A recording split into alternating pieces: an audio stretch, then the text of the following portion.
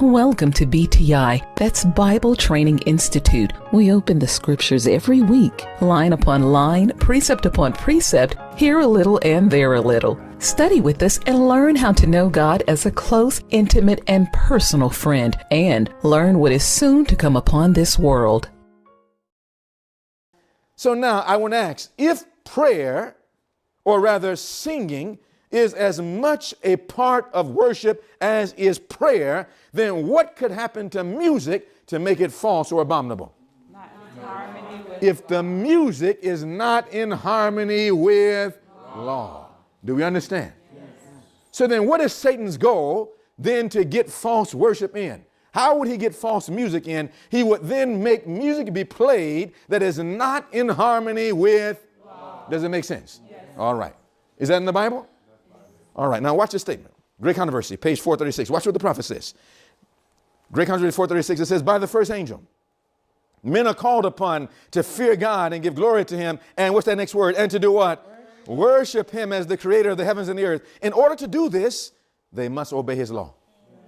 So we cannot fear God and keep his commandments and give glory to him and worship him if we do not obey his law. Is that clear? So the first angel is trying to bring us back into harmony with the Ten Commandment law. Now I bring to view this issue where those in the Seventh Adventist Church, that there was an argument that said why we need to stop fighting about music in the church. And just the first paragraph again, as we study deeper and deeper, we can begin to start seeing the fallacy of what the devil is saying. Now these men may be ever so sincere, but we must know the truth. It says Pastor Marco Torres and musician Maxwell have teamed up to produce a series that takes an in-depth look at worship. The issue. Music, where? In the Seventh Adventist Church. In this joint interview, and though as these two, do you know that they represent the new generation of thinking on music? They represent far more than just themselves. They represent a whole class of people that are not evil in and of themselves, but do not know what the Bible message is. And I say it respectfully. Now I want to ask you a question. See, we don't think too much that music is not just floating in the middle of nowhere. Do you know that music has different parts of atoms in it? Do you know that if music was atomless, there would be no such thing as a sound? Do you know that a sound happens by vibration? But you cannot vibrate nothing. So if I vibrate nothing, it's a particle. What I'm vibrating is particles. Light has particles. Sound has particles. And if the sound particles could not vibrate, there would be no such thing as sound.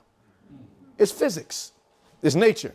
It's part of the laws. It says the laws that govern the heart's action, regulating the flow of the current of life to the body, are the laws of the mighty intelligence that has the jurisdiction of the soul. Now, I want you to think about this for a moment. So if I violate the law of music, what do? Introduce. Now, what does that sound like? Discord. Music. Dissension? What else? But think music, think musical. It sounds out of harmony. Now, it says it will introduce discord. What else? Anarchy. What else? Now, I want you to understand something. Anarchy. You know what anarchy is talking about? Without law, lawlessness, revolution. So now, my brothers and sisters, this is talking about what would it create in music if I take away the law of music? I would create a revolution in music. And do you know what the so-called wise man has said? Not the biblical wise man, but one of those wise men from the Greek spa. And I don't mean the baths.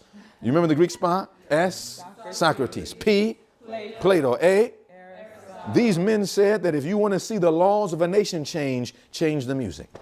So they said the day of worship was changed from the seventh day of the week, Saturday, Friday, sunset Saturday, to what? The first day of the week, or Sunday.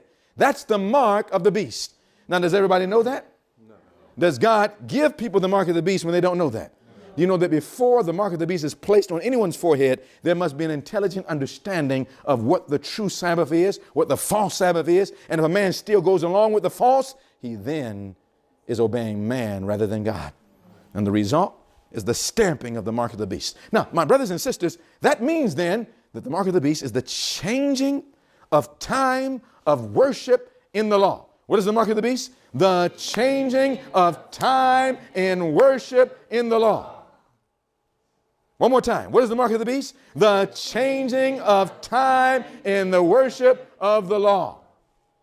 So then I wonder if it's possible that music fits in here. Because what is music? A part of worship. And the mark of the beast is a changing of the time of worship in the law. So what is one part of worship that you can change time in? Music. Now, my brothers and sisters, then if I change the time of worship in music, in the law, I brought the mark of the beast into music.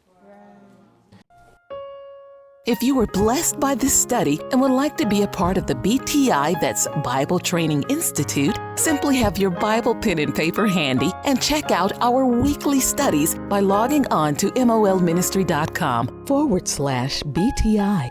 Also, tune in every Friday at 10 a.m. Eastern Standard Time for the latest. Maranatha.